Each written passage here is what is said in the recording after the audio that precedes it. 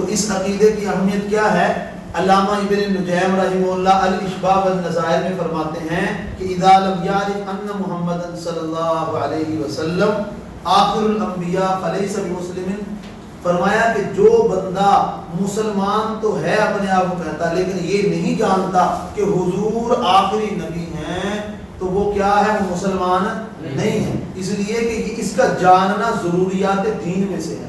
جتنے بھی پہلے نبی آئے ان سب کی صرف نبوت اور رسالت پہ ایمان لانا ضروری، میرے نبی کی صرف نبوت اور رسالت پہ ایمان لانا ضروری نہیں بلکہ حضور کی نبوت اور رسالت کے ساتھ ختم نبوت پہ ایمان لانا بھی ضروری ہے۔ جو بندہ نبی علیہ السلام کو صرف نبی اور رسول مانے اور آخری نبی نہ مانے وہ مسلمان نہیں ہے، یہ بزرگ فرما رہے ہیں۔ ٹھیک ہے جی۔ اب ختم نبوت کا اللہ پاک نے ہر جگہ تذکرہ فرمایا ہے۔ ہاں نبی علیہ السلام آخری نبی ہیں۔ اللہ پاک نے جب ساری ارواح کو پیدا فرمایا تو ساری روحوں کو ایک خطبہ دیا۔ وہ روحیں کون سی ہیں؟ وہ نبیوں کی روحیں ہیں۔ اللہ پاک نے سارے نبیوں کی روحوں کو اکٹھا کر کے یہ ان سے خطبہ فرمایا۔ یہ قرآن کے اندر ہے، سورہ آل عمران کے اندر اللہ پاک نے فرمایا کہ ہم نے وعدہ لیا سارے نبیوں سے۔ اللہ جی کیا وعدہ لیا؟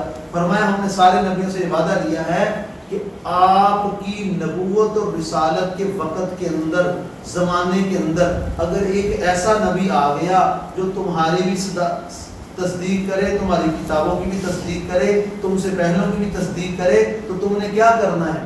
تم نے اس کی نبوت اور رسالت پہ ایمان لے کے آنا ہے اور اس کے دین کی مدد اور نصرت کرنی ہے۔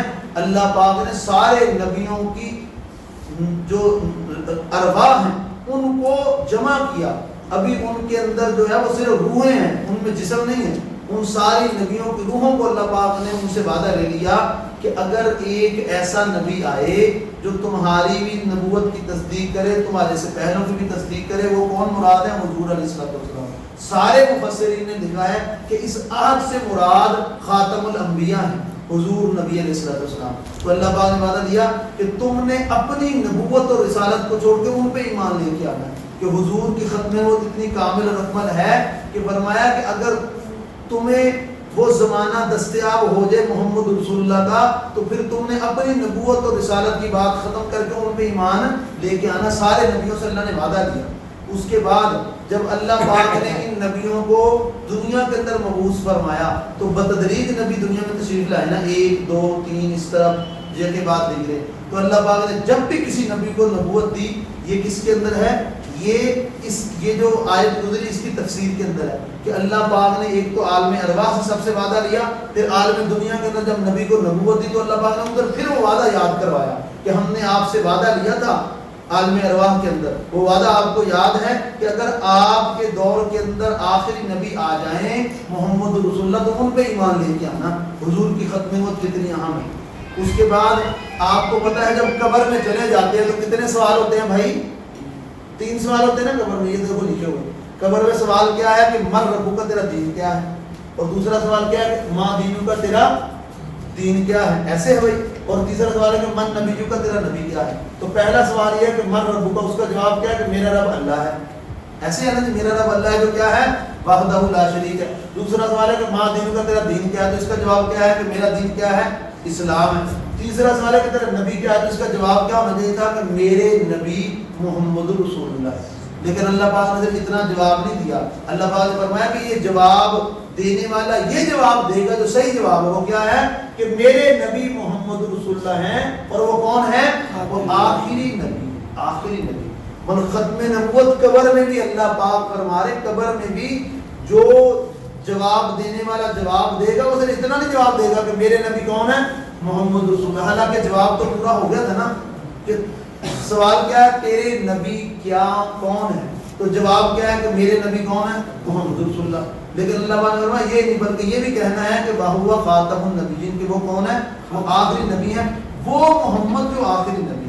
ٹھیک ہے، تو عالم آخرت کے اندر بھی اللہ پاک نے ختم نبوت کا تذکرہ کیا کہ ختم نبوت کا عقیدہ اتنا کہ حضور آخری ہے۔ سارے امتوں کے جو برگزیدہ لوگ ہوں گے نا وہ جائیں گے کس کے پاس؟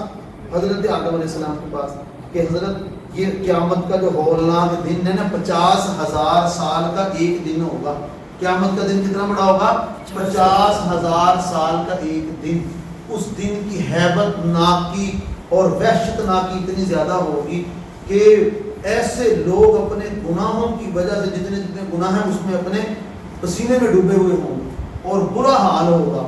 جسم پہ کپڑا کوئی نہیں ہوگا لیکن کسی کو کسی کی طرف دیکھنے کی توجہ نہیں ہوگی. اتنا ہولناک دن ہوگا جس کے بارے میں آتا کہ وہ اتنا قریب سورج ہوگا اور زمین تانبے کی وجہ یہ سارا یہ وہ دن ہے. اب اس دن کے اندر لوگ جو برگزیدہ ہوں گے ساری امتوں کے اکٹھے ہو کے کہاں جائیں گے؟ حضرت آدم علیہ السلام کے پاس کہ آپ اللہ کی بارگاہ میں عرض کریں کہ اللہ کیا کرے؟ حساب شروع کر دے اور یہ دن ختم کر دے. تو حضرت آدم علیہ السلام کہیں گے یہ میں اللہ سے نہیں کہہ سکتا کہ اللہ آپ کیا کر دے؟ حساب شروع کر دے.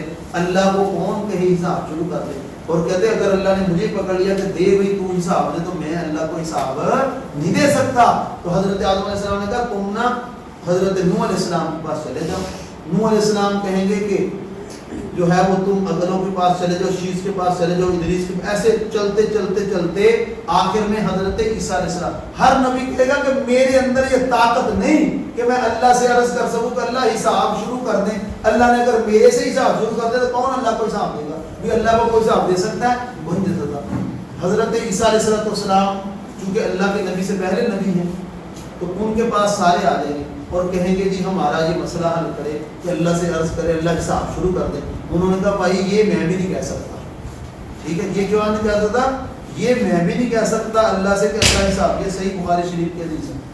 میں اللہ سے کہہ دوں اللہ میرا حساب شروع کر دے تو میں کیسے اللہ کو حساب دوں؟ تو انہوں نے فرمایا میں تمہیں ایڈریس صحیح دے سکتا ہوں, تمہاری رہنمائی صحیح کر سکتا ہوں. تم ایسے کرو, تم چلے جاؤ حسنین کریمین کے نانا کے پاس, تم حضرت فاطمہ الزہرا کے بابا کے قدموں میں چلے جاؤ. ہاں تم صدیق اکبر کے یار کے پاس چلے جاؤ اور ان سے جا کے عرض کرو کہ آپ کیا کر دیں کہ یا رسول اللہ آپ اللہ کی بارگاہ میں عرض کریں کہ آپ کیا کریں؟ حساب شروع کر دیں. اب جب لوگ جانے لگے تو عیسیٰ علیہ السلام نے ان کو فرمایا کہ یہ بھی سن لو کہ ان کو کہنا کیسے. تو کیسے کہنا ہے؟ کہا آپ نے ان کو کہنا ہے کہ اے محمد آپ اللہ کے رسول ہیں اور آخری نبی. اب دیکھو اتنی بات کافی نہیں تھی کہ جاؤ اور ان سے عرض کرو کہ یا رسول اللہ محمد رسول اللہ آپ اللہ سے عرض کریں اللہ حساب شروع کر دیں. یہ بات کافی تھی کہ نہیں تھی؟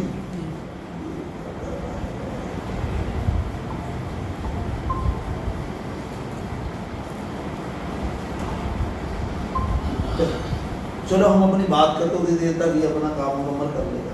یہ ادھر سے ہل گیا اس لیے میں کر رہا ہوں. اچھا جب سارے لوگ اکٹھے ہو کے اللہ کے نبی کی بارگاہ میں عرض کریں گے اور اسی طرح خطاب کریں گے اللہ کے نبی کی خدمت میں کہ اے محمد صلی اللہ علیہ وسلم آپ اللہ کے رسول ہیں اور آخری نبی ہیں. آخری اللہ نے ختم نبوت کا تذکرہ کہاں کروایا ہے؟ قیامت والے دن میدان محشر میں بھی حضور کے ختم نبوت کا تذکرہ کروایا ہے. ٹھیک ہے کہ عیسیٰ علیہ السلام کہیں گے کہ آپ نے کہنا کہ آپ آخری نبی ہیں. تو جب اللہ کی بارگاہ میں عرض کریں گے کہ یا اللہ آپ حساب شروع کریں تو اللہ پاک کی بارگاہ میں نبی علیہ السلام کریں گے نا, سجدے میں پڑ جائیں گے تو اللہ پاک فرمائیں گے کہ آپ سجدے سر اٹھائیں, آپ جو دعا کریں گے کہیں گے ہم اسے کیا کریں گے؟ قبول کریں گے. تو اللہ کے نبی جو ہے وہ سجدے سے سر اٹھائیں گے. بات غور سے سننا ہوئے, ٹھیک ہے, اللہ کے نبی سجدے سے سر اٹھائیں گے اور اللہ فرمائیں گے کہ آپ جو کہیں گے ہم کریں گے, بتائیں کیا آپ چاہتے ہیں. تو اللہ کے نبی عرض کریں گے اللہ کی بارگاہ کے اندر کہ یا اللہ آپ حساب شروع فرما دیں, آپ کیا حساب شروع فرما دیں. اور وہی بات اللہ نے فرمائی جس کا سارے نبیوں کو ڈر تھا. اللہ پاک نے فرمایا ہاں اللہ پاک اس دن بڑے جلال کے اندر ہوں گے. اللہ پاک فرمائیں گے ہاں کون دیتا ہے مجھے حساب.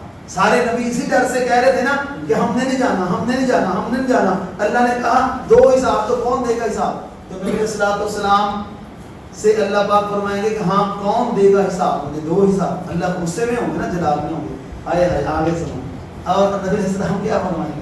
نبی علیہ الصلوۃ والسلام صدیق پاس کھڑے ہوں گے, کیونکہ جہاں نبی ہے وہاں صدیق ہے. جہاں نبی وہاں صدیق, وہ تو ساتھ جڑا ہوا ہے نا جی.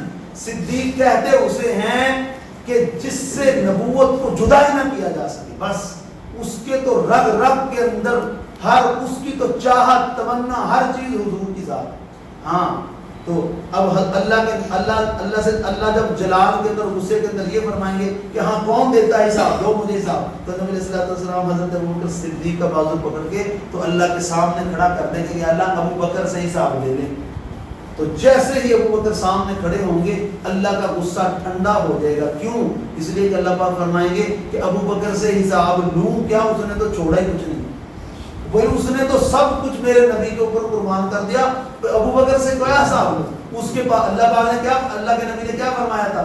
اللہ کے نبی نے فرمایا تھا میں نے دنیا میں رہتے ہوئے ہر کسی کا حق ادا کر دیا پر صدیق کا حق میں ادا نہیں کر سکا، کل قیامت والے دن اللہ سے لے کے دوں گا. تو ہاں، تو اللہ کا غصہ کیا ہو جائے گا؟ ٹھنڈا ہو جائے گا.